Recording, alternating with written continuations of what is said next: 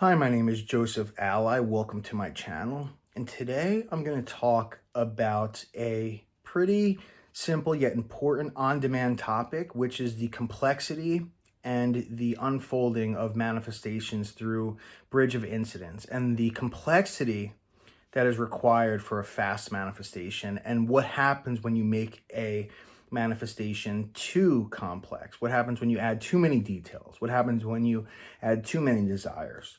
So this is going to be a two-part video because there is a lot to cover. I'm going to talk about what imaginal scenes are made up of, what they are for, how the awareness or consciousness or God constructs these plans in order to get your manifestation to be fulfilled, who's used or what is used in order for your manifestation to happen, and ultimately what it takes for that manifestation to be fulfilled. And then I'm going to go into, in the next video, I'm going to talk more about how to construct your scene, what to leave out of scenes, what to add into scenes. And then this way, you give yourself the proper essential tools that are required to manifesting whatever you want, whether it's for health, for wealth, for romance, for satisfaction or happiness, or anything in between, any of those categories or anything else, you can do that. But first of all, before we begin, hit the like button. It does something to the algorithm so that those who wouldn't normally be able to see this video will. Hit the subscribe button if you want more broken down systematic videos on how to manifest anything that you want. And also, I do have downloadable content in the description. So if you would like the workbook material, usually in the description right now, you can head down and download that. And that way that can help you to implement this into your life. Start putting it to the test right now. Also, make sure you get up on my social media, my email list, things like that. Things are growing. We're doing great. And then, yes, also hit the bell icon if you want more systematic techniques right to your notifications. You'll see every Tuesday and Friday that, generally speaking, I'll be releasing videos on a consistent basis so that we can get the information out there. Now, anyway, let us jump right into it then. Hi, my name is Joseph Alai. Welcome to my channel. And today I'd like to talk about how to measure complexity and the availability of flow of your manifestation coming to you as it relates to constructing your imaginal scenes to emulate in the imagination. This topic is important because it is a common misconception to pack an imaginal scene, which is what you're supposed to imagine, the scene you construct, which depicts the outcome that you desire, your experiences that would happen if and only if your desire had been fulfilled. It's the misconception to utilize as many desires as you can and also to add as much explicit detail, which would make for a real scene or a real experience, to pack that into one single imaginal act. And so by the end of this video, you will understand and be able to create scenes that will essentially allow for the easiest, simplest, fastest manifestations, or scenes that would ultimately create the manifestation in the fastest way, easily and effortlessly. And you'll know exactly how this unfolds, how manifestations essentially are brought to you, so that you don't need to question whether you're creating scenes properly, whether they're too complex, whether they are too close to the end, whether they're using the proper amount of detail, senses, things of that nature. Before we begin though, definitely please hit the like button. We're doing great with this. It does something to the algorithm so that those who would not normally be able to see this video will be able to see it. Hit the subscribe button if you are interested in broken down, test-driven methods on how to manifest anything that you want in a systematic and predictable way. I have been testing manifestation for over 13 years, systematic tests, keeping track of them, tens of thousands of tests, and I have ultimately meticulously, while keeping track of them, derived and generated a meticulous framework that allows you to create your reality on demand. Hit the bell icon if you want to be notified. Every Tuesday and Friday, generally, I release new content on how to manifest, and whether that means broken down techniques, how to manifest specific person, wealth, health, love, mental health, happiness, things of that nature. I go into the success stories and methods and how to essentially test and derive these methods in my videos. So hit the bell icon to stay notified for that. Also, I have an email list, and definitely get on my other social media so that you can begin to stay posted for all the content. There's way more content than I just post right here. So jumping into it then.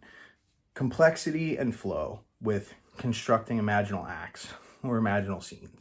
So we can't get into complexity and the flow of an imaginal scene unless you understand what they are or how manifestations come to pass. So I'll give a brief overview of that. Also, there should be supplementary workbooks or worksheets in the description to download. So get that now so that you can put this stuff to the test and begin to test this yourself. But anyway, getting into essentially what an imaginal scene or an imaginal act is, how manifestations work, and then ultimately how to create a scene which will essentially allow you to manifest things in the easiest, effortless, simplest, quickest way is the whole goal of this video. And so let's get into that. So we're talking about manifestation here. Manifestation is to, in the modern sense, is to essentially construct a reality with your mind. In a more easy to understand way, I would say that you can create your goals and desires, or manifest them is another way of saying it, or essentially experience in this world that which you imagine. So whatever you want, there's no limitation to this. There's nothing that can prevent you from manifesting things related to your desires, related to objective reality or objects, people, places, or things. You can control outcomes and experiences. You can unlock your greatest desires. You can have the body of your dreams. You can unlock wealth and riches and happiness, fortune and fame. You can be popular, have the best relationship in the world. You can essentially do whatever you want, control people, places, and things, all with your mind. So the only requirement to doing that is to be able to experience in your imagination, clearly and concisely, the thing that you want or the life that you want in a time and place that exists after you have received it. So in other words, if you wanted to be a millionaire, what would be happening in your life on a day-to-day basis? Choose a day, weeks or months or years after becoming a millionaire where it's already a stable, set, concrete thing in your life.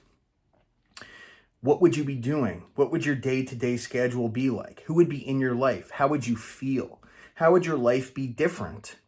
If you begin to think from this tense, from this setting, choose a specific scenario, short in nature, concise in nature, something that would imply, without a doubt, that you are that millionaire. Something that would be happening if and only if, that's an important phrase, if and only if your desire, being a millionaire, had already unfolded in reality. So you take time and meticulously plan out a scenario that generally the best way to do this is not, and I'll explain why, but it's not the moment where you've received the millions of dollars. You want to go to a point after this. So it's more the more of the mundane experience where it's already set in stone. You're no longer thrilled or filled with some sort of extreme sense of emotion, but a place in time where you are already settled. There's no question anymore. This is your life. That's the best time to do this. And you construct this scene, make sure that it would only happen if and only if your desire had been fulfilled. And then your whole goal at this point is to make it essentially a memory. So from that point forward, your goal, after you construct it, your goal is to, the best way again to describe it is to impress. It's called impressing upon the subconscious mind. Now again, there are a lot of misconceptions about what the purpose is behind imagining. Some people think your goal is to match a vibration. Some people think that you are, going to teleport to a new dimension, but there's no way to prove any of those things. And in fact, well, there's one way to prove that you're not vibrationally matching, right? Science has proven this.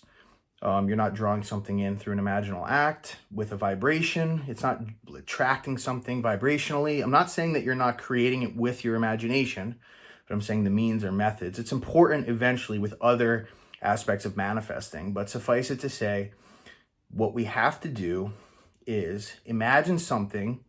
We have to experience the reality of that scene from the point of view of that future. That is how we enter into that state of consciousness temporarily. We select a dimension in the ether, and the important aspect of this is to experience it as if it's really happening. That is the criteria that is essential for manifesting your desire. Now, there are many techniques out there that are designed to essentially, make manifestation as easy as possible. The problem is, many of them are based upon a faulty foundation. For instance, things that don't assert an experience of the wish fulfilled. Something like repeating something without emotion, right? Also, often gives the idea that you're just supposed to repeat something aimlessly. The reason that this only works for a few percent of the population who do it is because it's hit or miss, because the whole aspect and idea of imagining is to embody the point of view and perspective of the person who's already received that thing. So for instance, if you are repeating something mindlessly, you are very likely not assuming or imagining that you are that person from the future saying it. So something like an affirmation, when you speak a phrase, you are supposed to assert it with conviction from the perspective of the future. That's the technique. That's the real definition behind an affirmation, which is why I generally don't use that term affirmation, because it's so polluted with this robotic repetition, this mindless repetition, which in the majority of cases don't work. There will be a select few people who this will work for, and it's really a fluke. And it just so happens that that person is impressing their subconscious mind at that moment with the perspective of already receiving this thing. So it's not only that they're saying the phrase, it's that they're entering into the future temporarily, experiencing that end and saying that phrase as if it's true. So again, the key here is experience.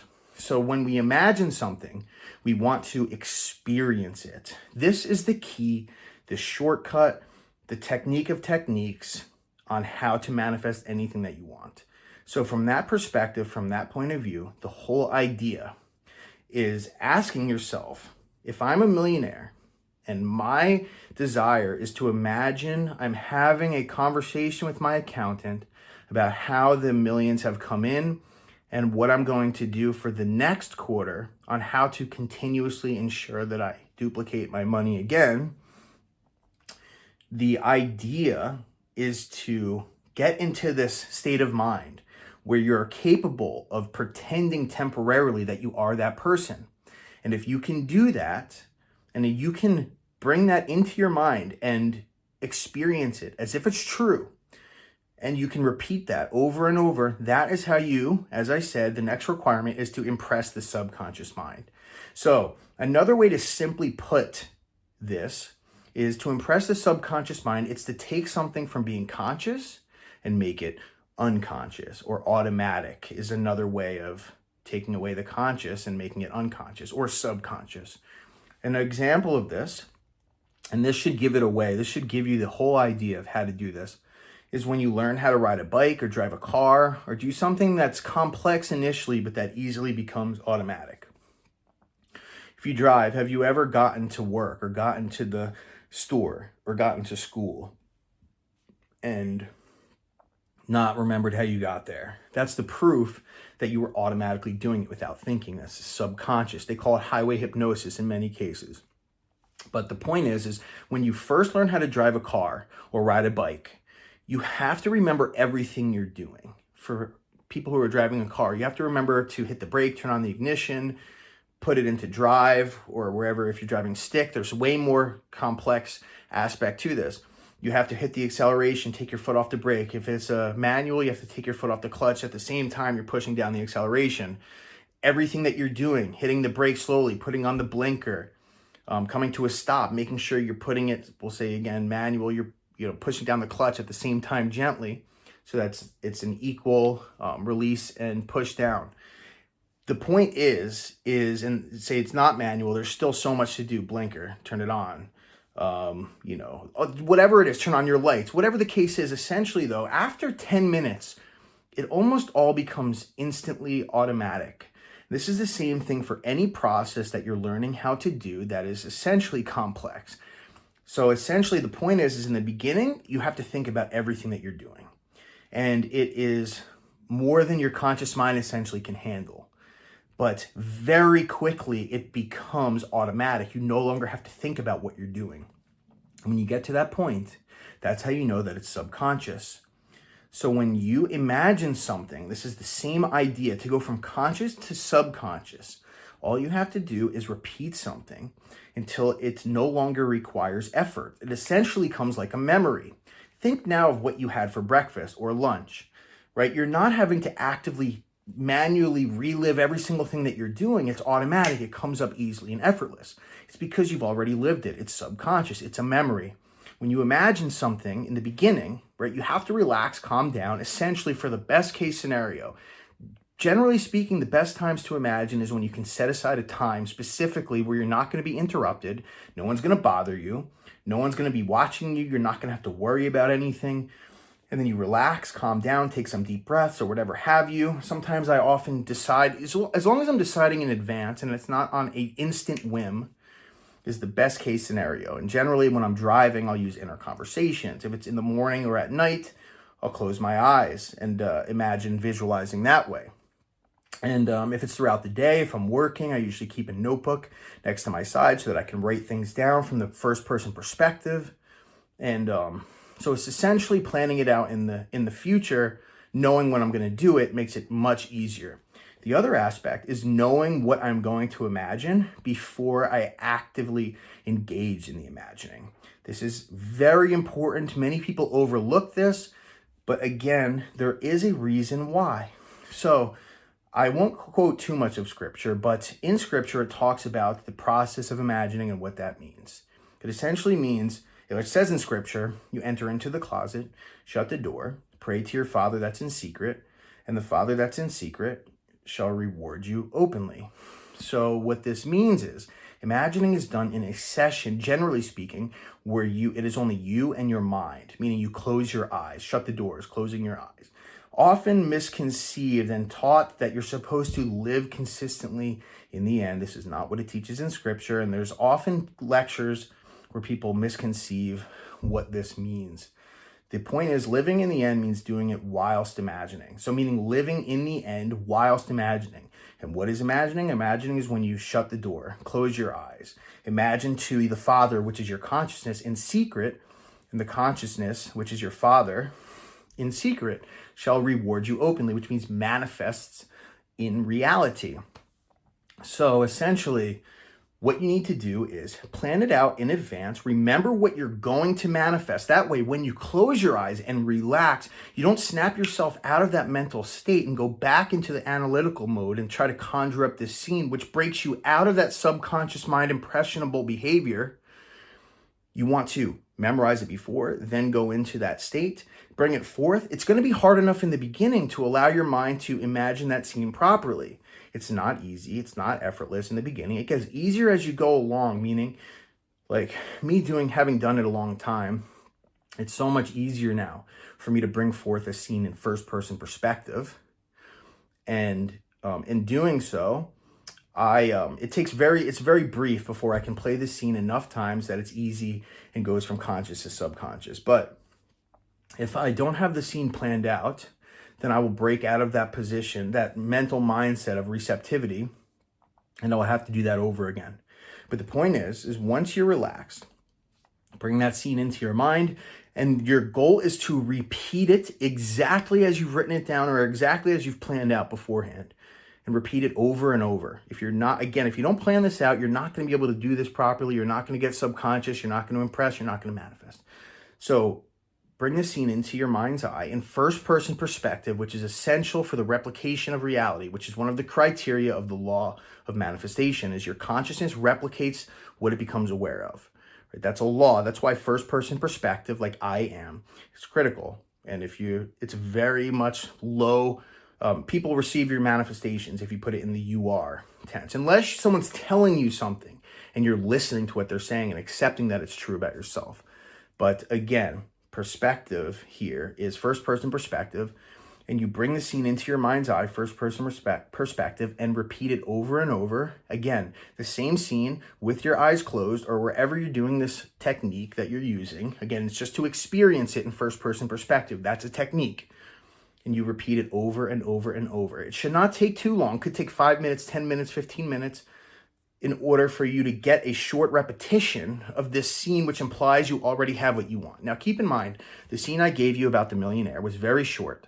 Perhaps it was them saying to me, how do you want to invest your millions this quarter?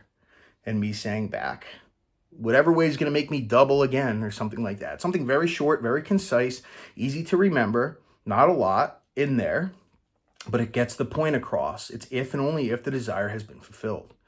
And I would repeat that short and concise phrase over and over until it goes from conscious to subconscious. It goes from difficult to replay to easy and effortless. There's no more question. That is when I stop.